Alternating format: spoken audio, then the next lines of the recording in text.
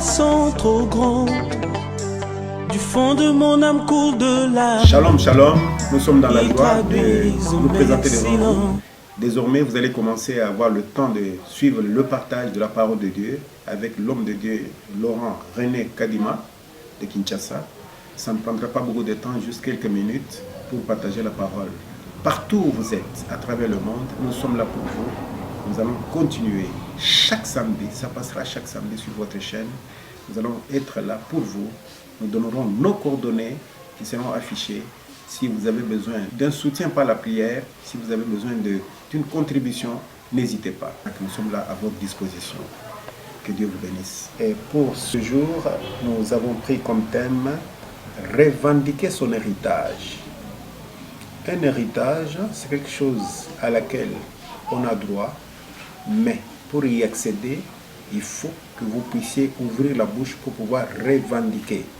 C'est à la lumière de la parole de Dieu que nous allons faire ce partage pour que vous puissiez voir comment d'autres l'ont fait avant nous et comment ils sont parvenus à rentrer dans leur héritage. Nous introduisons ce message par la première écriture qui est Évangile selon Jean.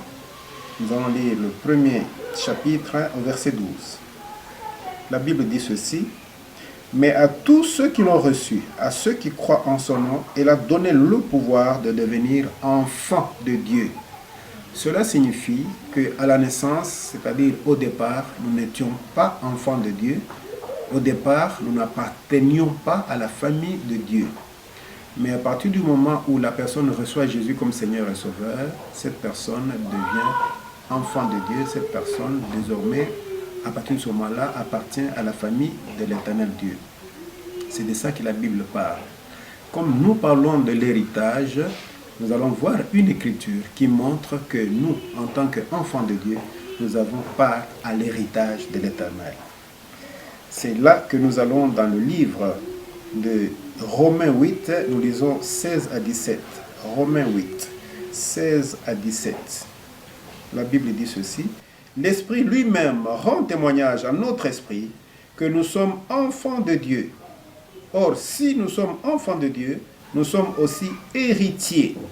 Héritiers de Dieu, co-héritiers de Christ, si toutefois nous souffrons avec lui, afin d'être glorifiés avec lui. » La Bible déclare que c'est l'Esprit lui-même qui rend témoignage, que nous sommes désormais enfants de Dieu à partir de notre nouvelle naissance.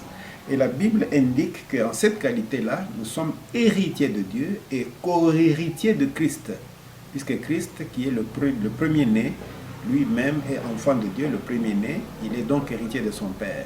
Et nous, qui à la nouvelle naissance, nous devenons aussi ses frères, nous avons donc droit, nous aussi, à l'héritage de cet éternel Dieu-là. Comme nous sommes en train de parler sur le thème qui dit ceci, revendiquer son héritage, nous nous rendons compte ainsi que nous avons part à un héritage. Or, l'héritage, pour que nous puissions y rentrer, comme la Bible va nous le montrer, nous devons arriver à ouvrir la bouche. Et nous allons prendre une écriture, pour des raisons de temps, nous allons prendre une écriture, Josué 14. Nous lisons 6, 9 et puis 12 à 14. Josué 14. Mais vous, à la maison, vous pourrez prendre le temps de lire la totalité de 6 jusqu'à 14 pour mieux comprendre le récit. Les fils de Juda s'approchèrent de Josué à Gilgal, et Caleb, fils de Jephuné, le Kénisien, lui dit: « Tu sais ce que l'Éternel a déclaré à Moïse, homme de Dieu, à mon sujet et au tien, à Kadès Barnéa. J'étais âgé de 40 ans lorsque Moïse, serviteur de l'Éternel, m'envoya de Kadès Barnéa pour explorer le pays, et je lui fis un rapport avec droiture de cœur. » Le verset 9 dit ceci: « Et ce jour-là, Moïse jura en disant: le pays que ton pied a foulé sera ton héritage à perpétuité pour toi et pour tes enfants, parce que tu as pleinement suivi la voie de l'Éternel, mon Dieu. » Verset 12 à 14. « Donnez-moi donc cette montagne dont l'Éternel a parlé dans ce temps-là, car tu as appris alors qu'il s'y trouve des Anakim et qu'il y a des villes grandes et fortifiées. L'Éternel sera peut-être avec moi, je les chasserai, comme l'Éternel a dit. Josué bénit Caleb, fils de Jephuné, et il lui donna Hébron pour héritage, car ainsi que Caleb, fils de Jephuné, le Kénésien, a eu jusqu'à ce jour Hébron pour héritage, parce qu'il avait pleinement suivi la voie de l'Éternel, le Dieu d'Israël.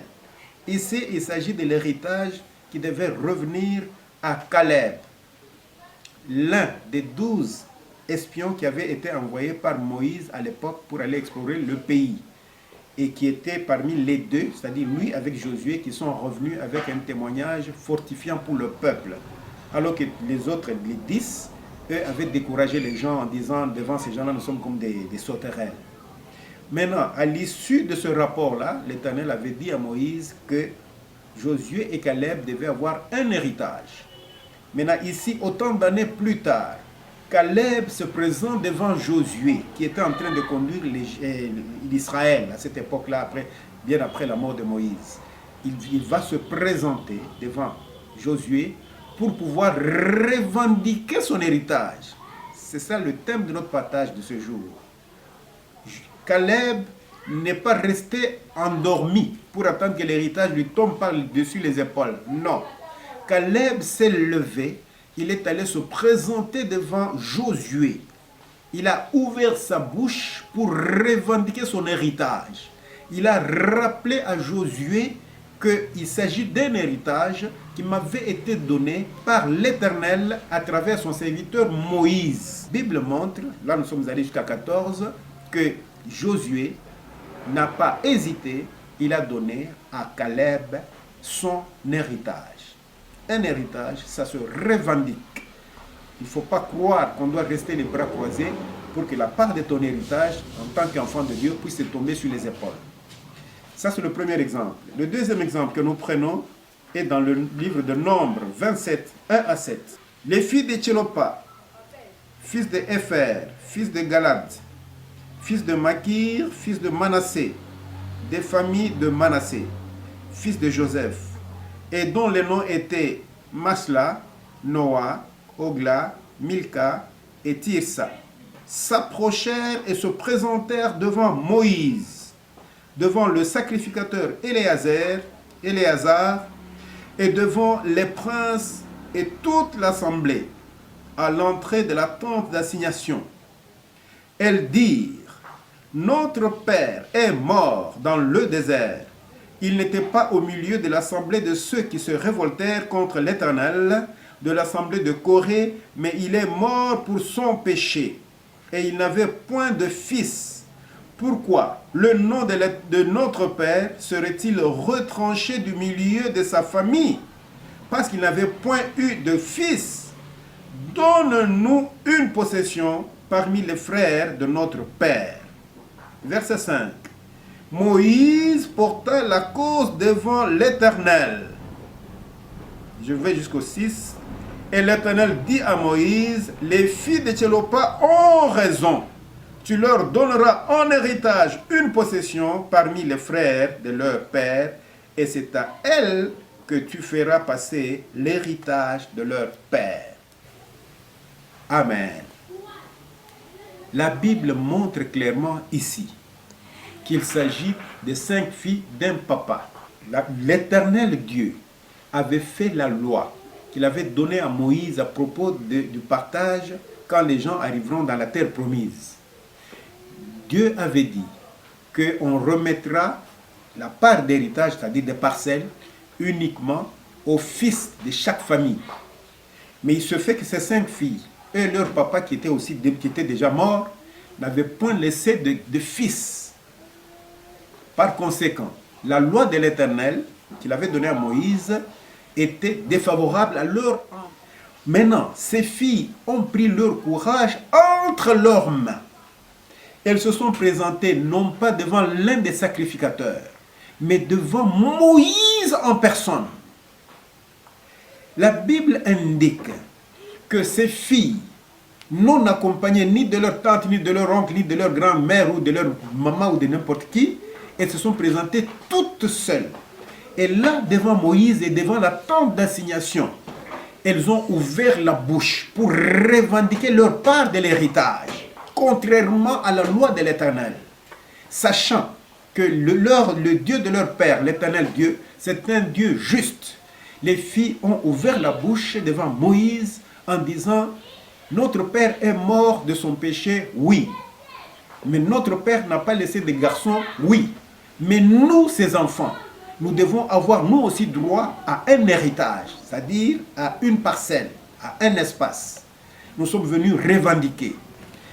C'est à ce point-là que Moïse, la Bible montre que Moïse s'est retourné vers l'Éternel Dieu, qui était l'auteur de cette loi-là, en disant: Éternel, je suis dépassé.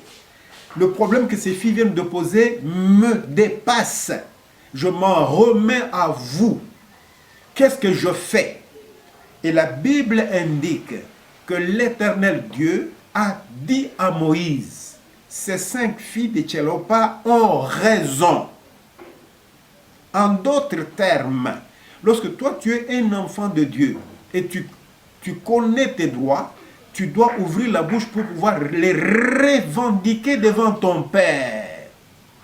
Ces 5 filles, comme elles ont pris leur courage entre leurs mains, sans chercher à être accompagnées par je ne sais quel avocat, elles ont eu raison, non pas seulement devant Moïse, mais devant l'Éternel Dieu lui-même. Et l'Éternel est allé jusqu'à modifier sa loi en disant désormais: si un papa ne laisse pas de garçons, ses filles, s'il a laissé seulement des filles, les filles auront aussi une part de l'héritage. Ça, c'est un exemple que la Bible nous donne pour ce qui concerne la revendication de l'héritage. Le dernier exemple, nous le prenons dans le livre de Luc 15. Nous commençons avec le verset 11 à 12. Il dit encore: un homme avait 2 fils. Le plus jeune dit à son père: mon père, donne-moi la part de bien qui doit me revenir. Et le père leur partagea son bien. Versets 25 à 31. Or, le fils aîné était dans les champs. Lorsqu'il revint et approcha de la maison, il entendit la musique et les danses. Il appela un des serviteurs et lui demanda ce que c'était. Ce serviteur lui dit: ton frère est de retour et ton père a tué le veau gras parce qu'il l'a retrouvé en bonne santé. Il se mit en colère et ne voulut pas entrer. Son père sortit et le pria d'entrer. Mais il répondit à son père: voici, il y a tant d'années que je te sers, sans avoir jamais transgressé tes ordres, et jamais tu ne m'as donné un chevreau pour que je me réjouisse avec mes amis. Verset 30. Et quand ton fils est arrivé, celui qui a mangé ton bien avec des prostituées, c'est pour lui que tu as tué le veau gras. 31. Mon enfant, lui dit le père, tu es toujours avec moi et tout ce que j'ai est à toi. Amen. Dans cet exemple, Jésus montre le comportement de quelqu'un qui est avisé. Nous parlons de la revendication de l'héritage. Il s'agit d'un père qui a 2 fils. Le fils aîné grandit avant le cadet et il atteint l'âge de la majorité, bien sûr, avant le cadet. Mais il reste bouche bée, sans revendiquer son héritage. Et le père continue à le considérer comme un bébé. Mais lorsque le cadet qui lui est averti, quand il atteint son âge de maturité, il se présente devant son père en disant: Père, donne-moi ma part d'héritage, parce que je suis informé que dans le patrimoine que tu as, dans les biens que tu as, ma part est là-dedans. Je me présente aujourd'hui, comme j'ai atteint l'âge de la majorité, pour pouvoir prendre ma part d'héritage et aller en jouir comme bon me semble. Quand le père a entendu ça, il a réalisé que le fils n'a pas tort, mais qu'il a raison. Non seulement qu'il a raison, mais qu'il a compris comment on revendique ses droits. La Bible montre que le père est entré, il a pris la part de l'héritage du fils cadet, il lui a remis. Et vous connaissez le récit, le fils est allé, il a fini par tout gaspiller là où il est parti. Mais pendant qu'il était dans la souffrance là-bas, il est rentré en lui-même, il s'est rendu compte que j'appartiens quand même à un père qui a de l'argent, etc., etc. Le fils est rentré. Nous ne sommes pas là. Nous parlons de la revendication. Maintenant, quand il est rentré, que son père l'a reçu, la Bible montre que le papa a organisé une fête, un festin. Le frère aîné qui, lui, était parti au champ, de son retour, il entend qu'il y a la musique et les danses dans la maison. Il pose la question au serviteur, il fait venir un serviteur, mais qu'est-ce qui se passe là-bas? Le serviteur lui dit, mais votre frère là qui était perdu, il est revenu, c'est pour ça que papa a organisé. Le frère aîné se fâche. Il dit, je ne vais pas entrer. Quand l'information est arrivée dans les oreilles de papa, papa est sorti, il dit, mais mon fils, viens, ton frère est revenu. Maintenant le fils croit avoir raison, il dit ceci à son père. Moi, j'ai toujours été bien avec toi. Je suis toujours serviable. Je n'ai jamais eu une part d'héritage, même quand il s'agit de mon anniversaire pour que je reçoive mes amis, etc., etc. Mais pour celui-là qui a fait du n'importe quoi avec ton bien, c'est pour lui que tu organises la fête. Maintenant, c'est en ce moment-là que le papa va lui ouvrir l'esprit en disant, mon fils, depuis tout ce temps que tu es avec moi, tu n'as jamais su que tout ce que j'ai ici t'appartient à toi aussi, en d'autres termes. Dans mes biens ici, il y a une part qui te revient en tant qu'héritage. Tu n'as jamais su ça. Ce que le père n'a pas dit, il a oublié de lui dire, ce qui t'a manqué, c'est de pouvoir revendiquer ta part. Tu ne l'as jamais fait. Comment pourras-tu rentrer dans ton héritage si tu ne le revendiques pas? Ton frère cadet, lui, qui est passé par l'étape de la revendication, c'est comme ça qu'il était rentré dans la part de son héritage et il en a joui. Voilà le partage que nous avons arrangé ce jour pour vous, pour que vous compreniez que quand vous êtes enfant de Dieu, vous êtes héritier de Dieu comme nous l'avons lu là-bas dans la Bible. Héritier de Dieu, co-héritier de Christ. Nous avons donc un héritage. Mais cet héritage-là, il nous revient de pouvoir le revendiquer. Notre Dieu, qui est notre Père, nous devons nous comporter comme cet exemple que Jésus a donné, nous présenter devant lui lorsque nous avons un besoin qui se rapporte à cet héritage auquel nous avons droit. Pas pleurnicher, mais revendiquer devant notre Père. C'est pour cela que je peux vous donner un exemple pour terminer. J'avais une fille qui s'était mariée, dont la naissance ne venait pas. Un jour, je suis allé en prière. Je fais une prière, les yeux ouverts. Je me suis présenté devant l'Éternel comme l'avait fait Bartimée, devant Jésus. J'ai crié, Éternel, tu es un Dieu vivant. Tel que tu l'avais fait avec Bartimée, moi aussi je me présente aujourd'hui en faveur de ma fille. Donne à ma fille la naissance. C'est comme ça que l'Éternel avait ouvert les choses et ma fille est parvenue à avoir son bébé. Ça, c'est ce qu'on appelle la revendication. Nous avons un Dieu, un Père, et nous savons que dans son patrimoine, nous avons notre part de l'héritage. Nous avons la responsabilité de nous présenter et pouvoir revendiquer. C'était ça le partage que nous avons arrangé pour vous pour aujourd'hui. Que Dieu vous bénisse abondamment. Et vous allez trouver au bas de votre écran nos coordonnées, notre adresse email pour d'éventuelles questions. Afin de bon odeur, devant toi je me